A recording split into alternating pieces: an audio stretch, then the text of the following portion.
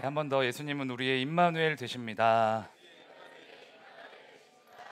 네, 오늘은 임마누엘이라는 제목으로 사도행전 17장 22절에서 27절 같이 나누도록 하겠습니다. 제가 한 절 읽고 여러분들 한 절 읽고 이렇게 교독하겠습니다. 바울이 아레오바고 가운데 서서 말하되 아덴 사람들아 너희를 보니 범사에 종교심이 많도다.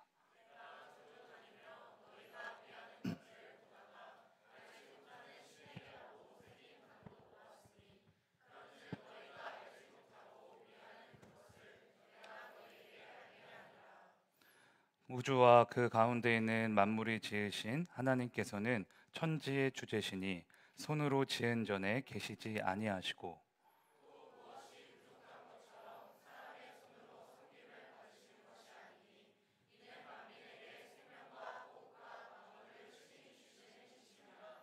인류의 모든 족속을 한 혈통으로 만드사 온 땅에 살게 하시고 그들의 연대를 정하시며 거주의 경계를 한정하셨으니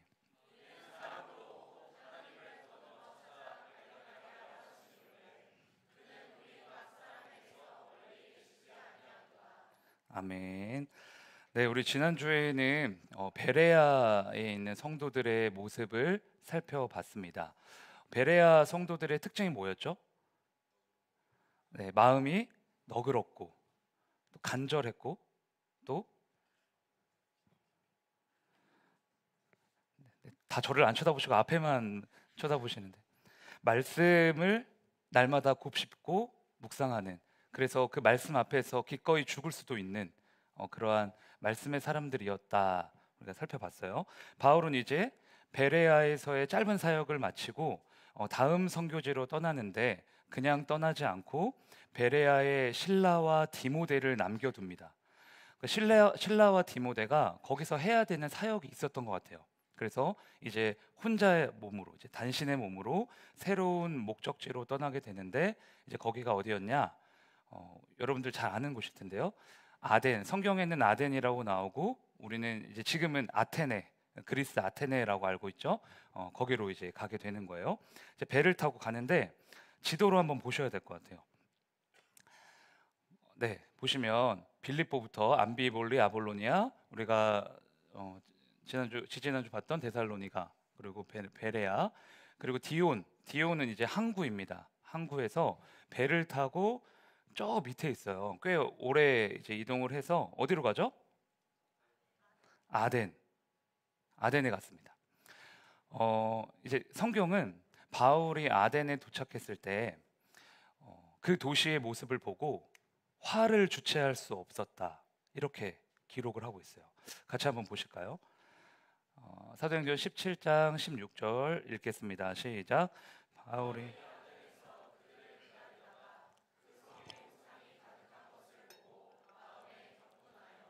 네, 여기서 바울이 그들을 기다렸다라고 하는데 여기서 그들은 신라와 디모데입니다.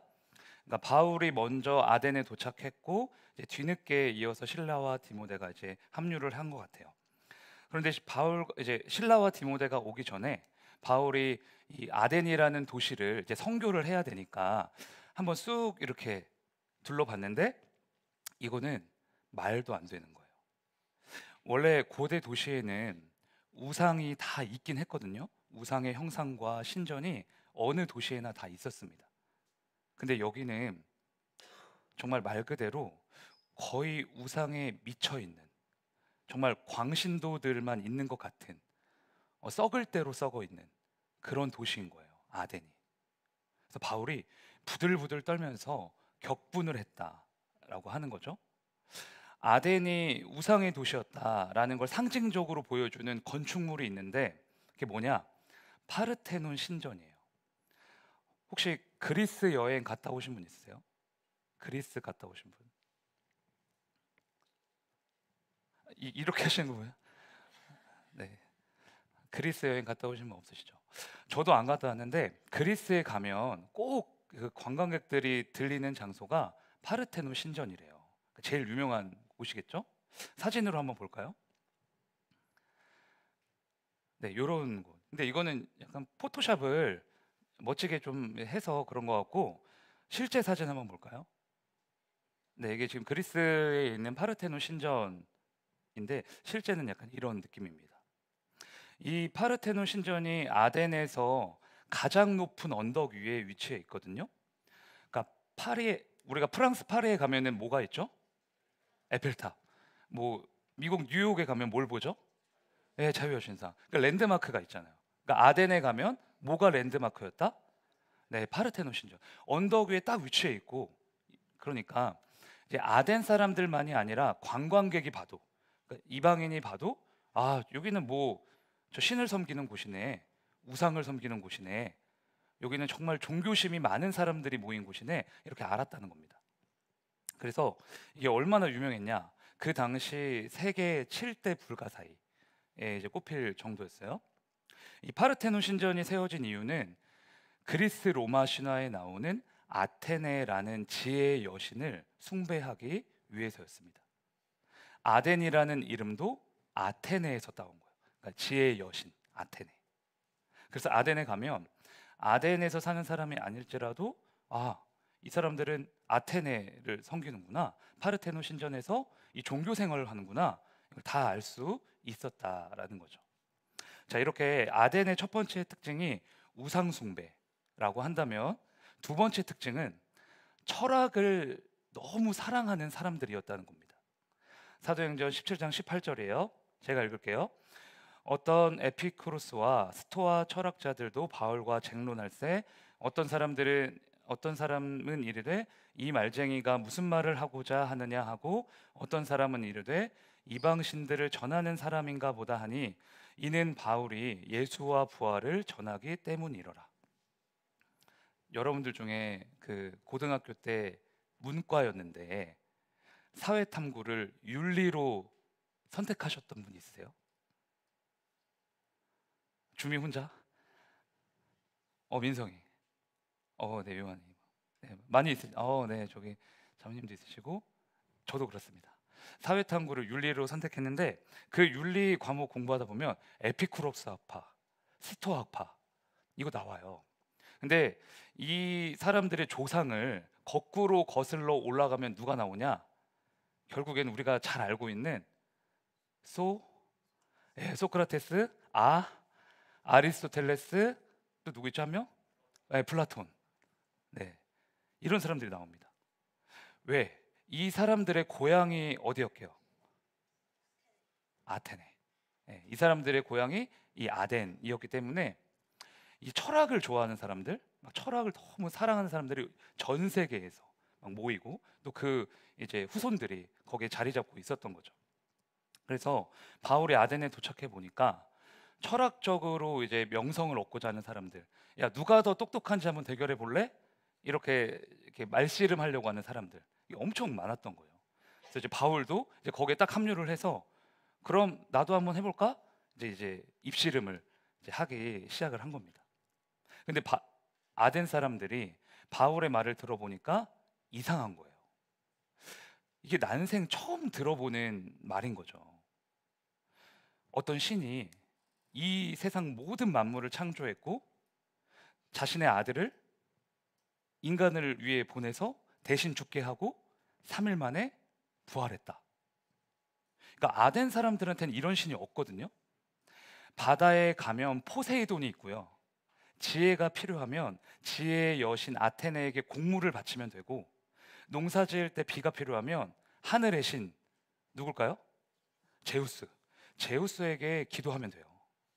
이렇게 각 지역을 담당하는 신이 있습니다. 이게 그들의 신관이에요. 유일한 신, 그리고 인간을 위해 대신 뭐 죽어주고 부활하는 신, 이런 거는 처음 들어봤던 거죠. 믿을 수가 없었던 겁니다. 그래서 아덴 사람들이 이제 바울과 입씨름을 하다가 결국에는 이 바울을 어디에 세우느냐? 그 당시 아덴의 법정 역할을 했던 곳이 아레오바고라는 언덕인데 거기에 세워요. 기회를 줄 테니까 너가 믿는 그 신을 우리에게 변증해봐라. 이렇게 된 거예요. 자, 그러면 아레오바고가 어떻게 생겼는지 한번 볼까요? 이렇게 생겼어요. 가운데 있는 저 하얀색 그 바위들이 언덕처럼 솟아있는 곳이 아레오바고입니다. 그 사진을 보면은 저기 위에 사람들이 서 있죠. 보이세요? 네, 저 혼자 얘기하는 거 아니죠? 네, 저 바위 위에 사람들이 서 있죠? 네, 저기가 원래 연설하는 사람들이, 네, 내가 이런 신을 소개하겠다 하는 그런 사람들이 전국에서 세계 각국에서 모여서 연설하는 곳. 그리고 왼쪽 밑에 보면은 차 한 대 주차돼 있잖아요. 네, 그 땅에서 사람들이 위를 보면서 와, 그런 신이구나 이렇게 듣고 환호하고 박수치고 이제 그런 장소. 여기가 신을 논쟁하는 아레오바고라는 장소입니다. 지금도 그리스에 가면 그대로 있어요. 자, 그러면 바울이 이렇게 급박한 상황에서 사색을 좋아하고 철학을 좋아하고 지혜를 나누기를 좋아하는 이런 사람들한테 어떻게 복음을 전했는가? 그게 중요하겠죠. 여기에 이제 설교 포인트가 다 있습니다. 바울은 이 우상에 푹 빠져 있는 사람들, 그리고 철학적이고 학문적인 사람들에게 어떤 방식으로 접근을 했을까? 자, 그럼 본문 22절 봅시다. 22절 읽을게요. 시작.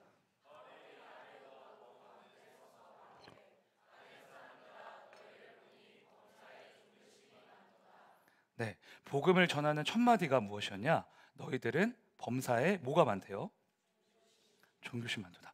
아덴 사람들을 칭찬하는 거예요. 야, 너네 참 신앙생활 열심히 한다. 그렇게까지 신을 사랑하고 신에 대해서 탐구하고 관심이 있는 건 정말 대단한 일이야. 그러니까 이런 걸 보면은 바울이 굉장히 똑똑한 사람입니다. 먼저 아덴 사람들이 어떤 특성을 가지고 있는지 다 정확하게 파악한 후에 다짜고짜 밀어붙이기보다는 칭찬하면서, 그러니까 어른들 말로는 잘 구스르면서 그렇게 이제 입을 떼고 있는 거예요. 그 다음에 이제 본론이 나옵니다. 본문 23절, 24절 제가 읽을게요. 내가 다니면서 여러분이 예배하는 대상들을 살펴보는 가운데 알지 못하는 신에게라고 새긴 제단도 보았습니다. 그러므로 나는 여러분이 알지 못하고 예배하는 그 대상을 여러분에게 알려드리겠습니다. 우주와 그 안에 있는 모든 것을 창조하신 하나님께서는 하늘과 땅의 주님이시므로 사람의 손으로 지은 신전에 거하지 않으십니다. 아덴이 우상의 도시라고 말씀드렸죠. 아덴 사람들이 얼마나 우상 숭배가 많았냐면 본인들이 이제 수많은 우상을 섬기고 있으면서도 한편으로는 걱정을 했던 거예요. 이 세상에 우리가 알지 못하는 신이 있을 수도 있는데, 그러면 그 신의 노여움과 심판을 받게 될 텐데, 그 화를 피하기 위해서 제단을 하나 만들어야겠다. 그래서 알지 못하는 신에게라는 이름으로 제단을 만들고 알지도 못하면서 그 신을 섬깁니다. 이름도 모르고 그 신 얼굴도 모르고 아무 관계도 없는데 그런 신이 혹시 존재할까 봐, 자기네들이 모르는 신이 이 세상 어딘가에 있을까 봐 그게 걱정돼서 제단을 만든 거예요. 바울이 아덴을 돌아다닐 때 그 제단을 본 겁니다. 그래서 그걸 기억해 놓고 아덴 사람들에게 이렇게 말하는 거예요. 이보시오, 이보시오. 잘 들으시오. 여러분들은 지금까지 알지 못하는 신에게 제사를 드렸습니다. 그런데 나는 여러분들이 알지 못하는 그 신을 알고 있습니다. 내가 섬기는 신이 바로 그 신입니다. 이렇게 간 거예요. 온 우주 만물을 창조하신 만물의 주인이 바로 그 신입니다. 그러니까 이거를 딱 보면은 정말 하나님이 바울을 붙들어 주셨다 생각이 들어요. 이런 상황에서 어떻게 그런 기가 막힌 생각을 했는지. 너희들은 지금까지 알지 못하는 신에게 예배했지만 사실 그 신은 내가 믿고 있는 신이야. 그 신 누군지 알아? 바로 하나님이셔. 그러니까 이게 보면은 그들의 상황에 맞춰서 그들이 이해할 수 있는 방식으로 복음을 전했다라는 거예요. 여러분, 여기서 우리는 복음을 전하는 데 있어서 중요한 게 뭔지를 좀 깨닫게 됩니다. 어, 예수님을 전하는 것, 복음을 전파하는 것은 그 복음을 듣는 사람이 이해할 수 있고 수용할 수 있고 공감할 수가 있어야 된다는 거예요. 제가 만약에 다음 주에 뭐 그럴 일 없겠지만 국회에 가서 설교를 한다. 그러니까 생각을 해보세요. 네, 근데 제가 평소에 교회에서 설교하는 스타일로 국회에서 똑같이 설교를 한다. 뭐 어떻게 될까요? 다 뭐 주무시거나 뭐 화내면서 나가시거나 뭐 그러시겠죠? 제가 유치부에서 유치부 아이들 대상으로 설교를 해야 되는데 금요철야 예배 때 했던 설교를 그대로 한다. 제가 엊그제 금요철야 때 그랬거든요. 막 힘 주면서 우리 피 흘리기까지 막 죄와 싸워야 된다 그랬는데 애들한테 그거 똑같이 했다. 울면서 나가지 않을까. 엄마 찾으면서 목사님 이상하다고. 복음은 진리이기 때문에 타협할 수가 없어요. 복음의 본질은 바뀔 수 없습니다. 그러나 복음을 전하는 형태는 상대방에 따라서 얼마든지 바뀔 수 있어야 한다는 거예요. 내 방식대로, 내가 하고 싶은 대로 예수를 전하는 게 아니라 상대방의 수준과 환경에 맞춰서 상대방에게 맞춰진 복음의 전달자가 돼야 한다는 거죠. 그 한국교회 탐구센터라는 곳에서 출간한 교회를 선택한 사람들이라는 책이 있습니다. 그러니까 이 책이 내용이 뭐냐면 최근 5년 동안 교회를 등록했던 새신자들을 대상으로 조사를 해본 거예요. 수많은 교회가 문을 닫았던 코로나 시기에도 교회를 등록한 새신자들은 분명히 있었는데 그럼 이 사람들을 대상으로 조사를 한번 해보자. 그러면 뭔가 유의미한 결과를 도출할 수 있지 않겠냐? 이렇게 된 거예요. 그래서 연구를 했는데 몇천 명의 그 새신자들을 대상으로 먼저 이런 질문을 했습니다. 어떻게 교회에 출석하게 되었습니까? 어떻게 신앙을 처음 갖게 되었습니까? 여러분 1등이 뭐라고 나왔을까요? 교회에 출석하게 된 요인.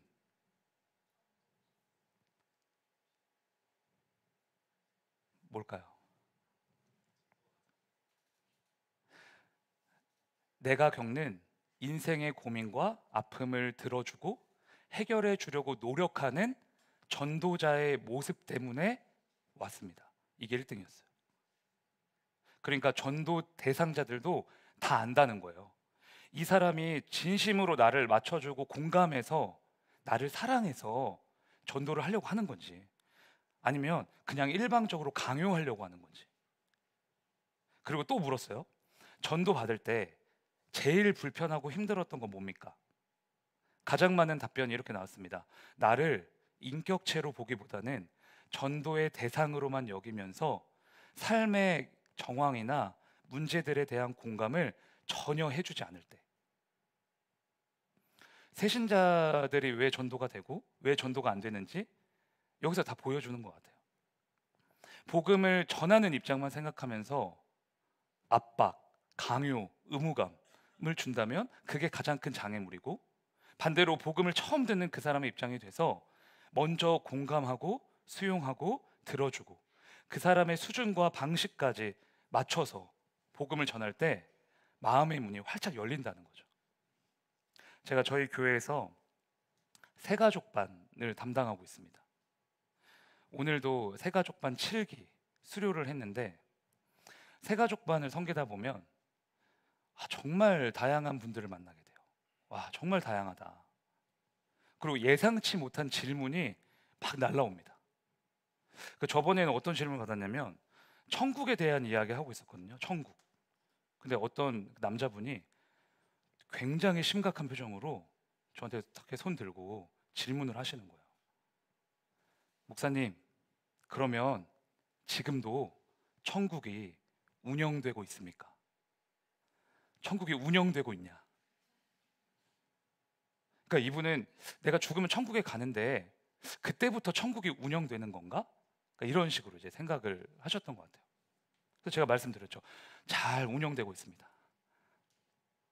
새가족분들 만나면서 제가 좀 놓치지 않으려고 노력하는 게 있다면, 내가 목사라고 해서 내가 신학 지식이 있고 성경에 대해서 조금 더 알고, 그렇다고 해서 내 입장에서 먼저 강요하지 말자, 이거예요. 먼저 듣자. 그분의 아픔과 질문과 뭐 믿음 없는 그 부분까지도 다 한번 들어보자, 최선을 다해서. 그리고 이거를 저한테 상기시킵니다. 왜냐하면 예수님도 사실 그렇거든요. 하늘에서 우리의 수준까지 내려오셔서 복음을 주신 거잖아요. 우리가 이해할 수 있는 방식으로. 그런데 여러분, 요즘 믿지 않는 분들이 교회를 보고 교회를 어떻게 정의하시는지 아시죠? 좀 가슴 아팠던 댓글이 있는데, 그들만의 리그네. 이게 딱 한 줄. 교회는 그들만의 리그다. 넘어올 수 없는 울타리를 쳐놓고 우리끼리 하하호호 한다. 그래서 저는 늘 생각합니다. 우리가 쌓아놓은 이 울타리를 걷어내야 된다.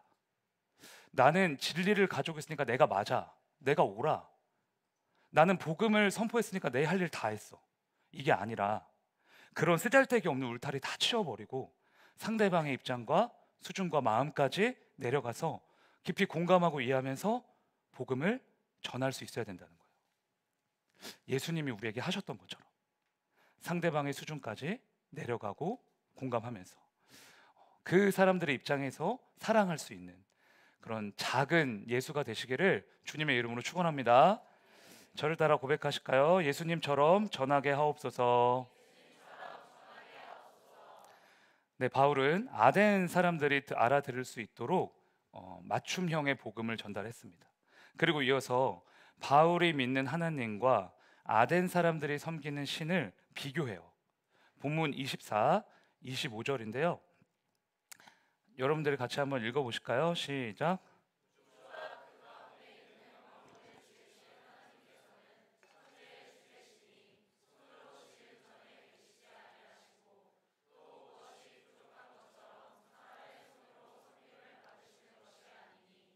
아멘. 하나님은 천지의 주제시다. 온 하늘과 땅을 다스리는 통치자이시다. 한마디로 하나님은 창조주라는 거죠. 그런데 이 창조주의 특징이 뭐예요? 손으로 지은 전에 거하지 아니하시는 분. 그러니까 사람의 손으로 만든 신전에 계시지 않는다. 또 무엇이 부족한 것처럼 사람의 섬김을 받지 않으신다. 바울은 여기서 사람의 손으로 섬김 받지 않는 스스로 여호와 되신 창조주 하나님과 사람이 만들었고 사람이 일으켜 세워줘야 되고 사람이 닦아줘야 하는 우상의 실체를 대조하고 있는 겁니다. 진짜 신이라면, 진짜 창조주라면, 진짜 구원자라면 사람의 손으로 만들 수 없다는 거예요. 사람의 섬김을 받지 않아도 스스로 존재할 수 있고 우리를 구원할 수 있고 과거, 현재, 미래를 넘나들며 시공간을 초월하여 역사하실 수 있는 분이 진짜 신이라는 겁니다. 여러분, 지구가 지금 멈춰 있는 것 같지만 초당 30km의 속도로 계속 이동하고 있다라는 사실 아시죠? 그리고 지구와 같은 행성들과 수많은 별과 해성들과 유성들은 총알보다 몇십 배나 빠른 속도로 우주를 막 돌아다니고 있대요. 그런데 만약 해성 하나가 이 궤도를 딱 벗어나서 갑자기 다른 궤도로 진입한다, 그 지구와 충돌한다, 그럼 어떻게 되죠? 막 해일이 일어나고 태양이 가려지고 불바다가 돼서 뭐 지구에 있는 사람들 다 죽는다, 뭐 과학자들이 그런 이야기를 하더라고요. 그런데 하나님이 단 하나의 충돌 사고도 허락하지 않으시는 거예요. 천지의 주제이신 하나님, 온 세상을 손안에 쥐고 계신 하나님이 모든 것을 컨트롤하고 계신다. 우리가 살고 있는 지구가 속한 태양계가 100만 개 모이면 하나의 은하계가 된대요. 그런데 우주에 몇 개의 은하계가 있는지 아세요? 아시는 분? 찍어서 맞추면 제가 맛있는 거 사드릴게요. 몇 개의 은하계가 있을까요? 땡. 아, 거의 맞았는데 2천만 개. 예, 2천 개가 아니라 2천만 개. 그러니까 우리는 이 우주라고 하는데 그 우주를 아예 못 본 거예요. 그 엄청난 대우주를 창조하시고 다스리시는 분이 하나님이시다. 하나님이 얼마나 크시고 광대한 분이신지 우리의 이성과 실력으로는 가늠할 수조차 없는 거죠. 이렇게 크고 광대하신 천지의 주제이신 하나님을 바울이 선포하는 거예요. 그리고 동시에 그들의 무지함을 적나라하게 지적합니다. 너희가 신이라고 믿고 있는 그 신들, 결국 잘 생각해봐라. 너희 손으로 만들어낸 거 아니냐? 너희가 없으면 움직일 수도 없는 고철 덩어리 아니냐? 그게 어떻게 신이 될 수 있냐? 그래서 이게 시편 기자가 이 우상에 대해서 실체를 이렇게 폭로하고 있습니다. 시편 115편 4절에서 7절입니다. 하주가 한번 읽어보세요.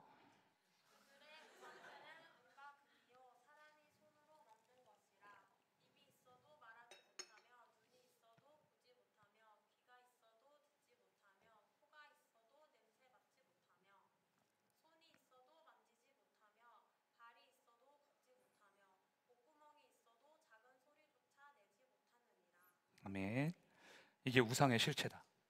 파르테논 신전에 들어가면 괜히 신성한 것처럼 느껴지고 우상의 형상 앞에서 제사를 드리면 나한테 진짜 복을 줄 것 같고 점쟁이 찾아가서 점치면 뭐가 신통한 미래를 예견해 줄 것 같고 그렇지만 그 모든 결말은 결국 뭐다? 헛됨이다. 왜? 우상이라는 건 원래 처음부터 존재하지 않았으니까. 이걸 말하고 있는 거예요. 눈이 있어도 보지 못하고 코가 있어도 맡지 못하고 발이 있어도 걷지 못하고 목구멍이 있어도 작은 소리조차 내지 못한다. 인간의 탐욕과 갈망을 해결하기 위해서 인간 스스로 만들어낸 물체가 그 고철덩어리가 우상이다. 그러니까 우상에게 절하고 뭘 갖다 바치고 뭐 기도를 한다 한들 무슨 일이 생기겠습니까? 근데 여러분, 우리가 방금 읽었던 시편 115편 7절 다음 이어지는 8절을 보면 더 심각해요. 8절 볼까요? 8절 읽어봅시다. 시작. 우상들을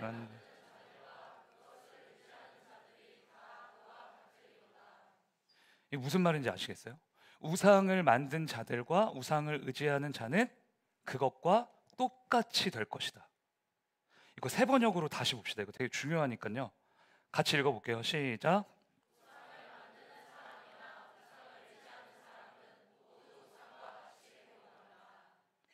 여러분 이거 기억하셔야 돼요. 이게 우상을 섬기는 자가 겪어야 되는 결말입니다. 우상을 만들고 우상을 의지한 사람은 결국 우상과 동일시 된다. 이게 무슨 말이에요? 우상은 헛됨이라고 했죠. 그러니까 우상을 섬기는 자의 인생은 결국 헛되고 헛되고 헛된, 아무것도 얻을 수 없고 아무런 가치도 발견할 수 없는 그런 쓸모없는 인생이 된다. 여러분, 그런데 이 문제가 비단 아덴 사람들에게만 속한 문제겠습니까? 성경을 보면 어느 시대나 우상을 섬겼고 또 인간의 역사를 대충 훑어봐도 사람들이 만들어낸 우상을 밑도 끝도 없이 섬기는 그런 안타까운 현실을 우리가 보게 되잖아요. 그리고 우리 또한 그렇죠. 종교개혁자 칼빈이 말했던 것처럼 우리의 마음은 우상을 찍어내는 공장이라서 하나님보다 더 사랑하는 것들을 계속 만들어내고 갈망하고 의지하고, 그러니까 이게 우리 현실이잖아요. 그게 물질이든 이성이든 권력이든 성공이든 나 자신이든. 근데 여러분, 이런 우리를 자유케 하시려고, 이런 우상의 굴레에서 꺼내주시려고, 가치 없는 인생이 아니라 가치 있는 인생이 되게 하시려고 우리에게 오신 분이 누구십니까? 예수님이십니다. 그래서 바울이 마지막에 예수님을 선포하는 거예요. 본문 27절 같이 읽겠습니다. 시작.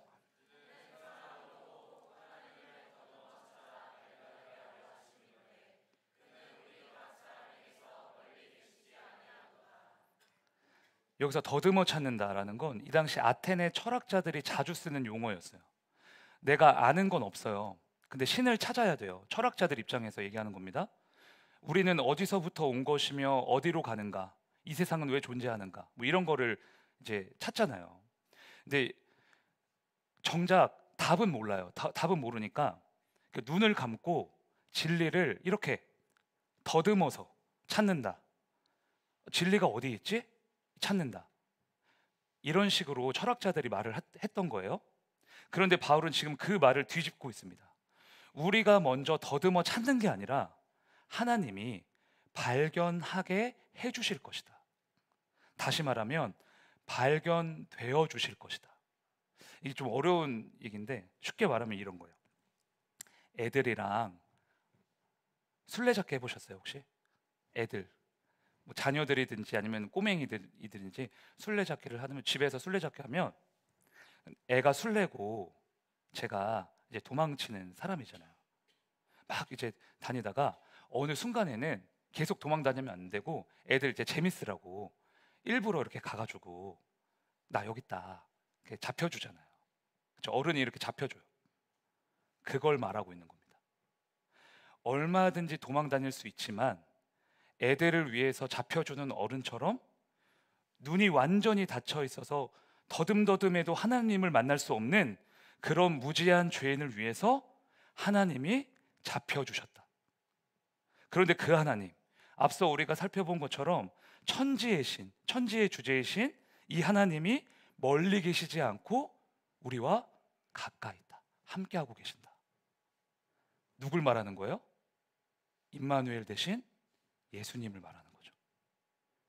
저 멀리 하늘에서 팔짱 끼고 구경하면서 그래 너네 잘 살아라 이런 하나님이 아니라 우리를 죽기까지 사랑하셔서 우리를 포기할 수 없어서 우리를 찾아오신 그분, 더듬어 찾는 우리의 한계를 너무 불쌍히 여기셔서 우리의 심령 가운데 좌정하기로 결단하신 그분, 그분이 바로 예수 그리스도이신 줄 믿습니다.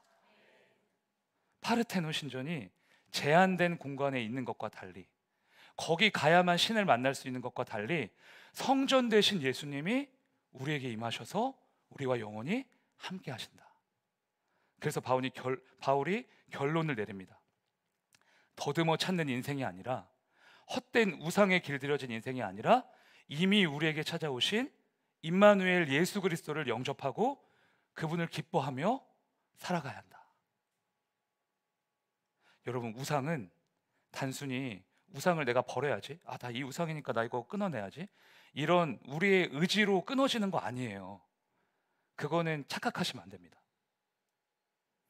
우상은 어떻게 끊는 거냐면 이미 오셨어요. 임마누엘 되신 예수님이 이 예수님을 우상보다 더 기뻐하고 더 갈망하고 더 사랑할 때 그 우상이라는 존재가 밀려나는 거예요.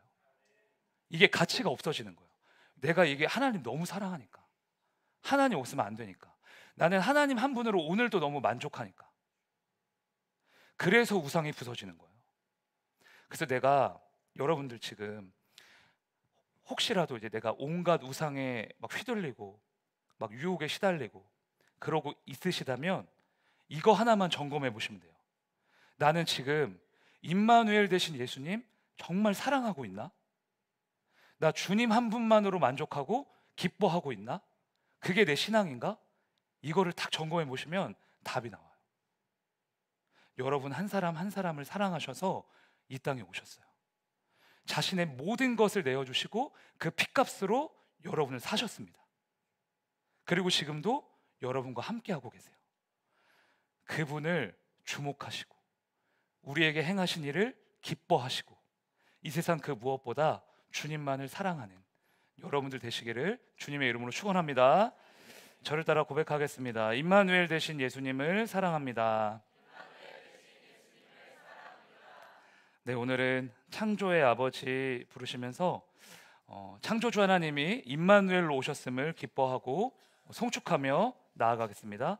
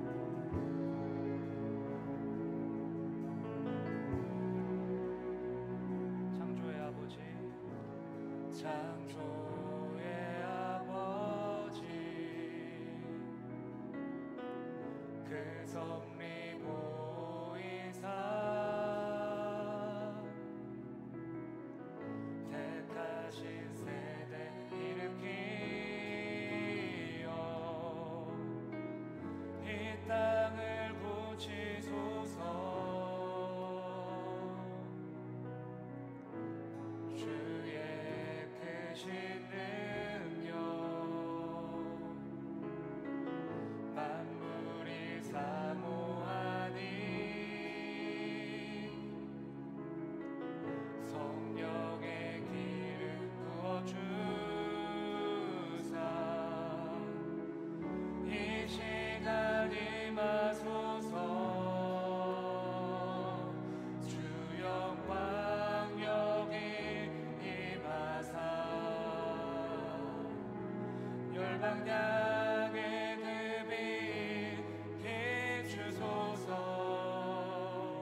주의 얼굴 구할 때 주의 향기 머무소서.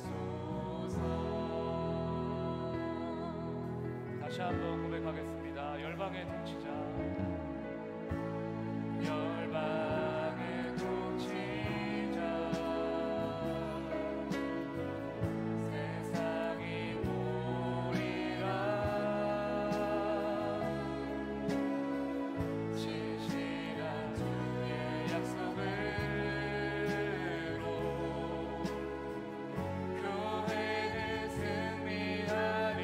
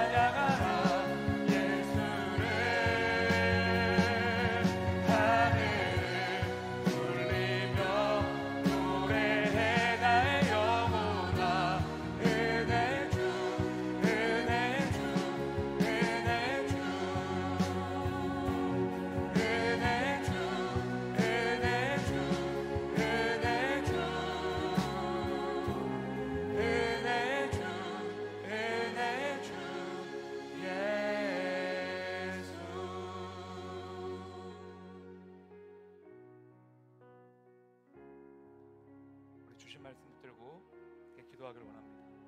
주님, 우리에게 당신의 마음을 부어주셔서 주님의 섬김과 주님의 성품과 주님의 사랑으로 복음을 전할 수 있게 하여 주시옵소서. 천지의 주제이신 주님이 우리에게 임마누엘로 오셨음을 믿습니다. 오직 예수 그리스도를 모시며 기뻐하며 사랑함으로 헛된 우상을 깨부수고 주님만 신뢰할 수 있는, 주님의 길을 따라갈 수 있는 우리 한 사람 한 사람 되게 하여 주시옵소서. 이 시간 주님의 이름 부르짖으며 함께 기도합시다. 주여!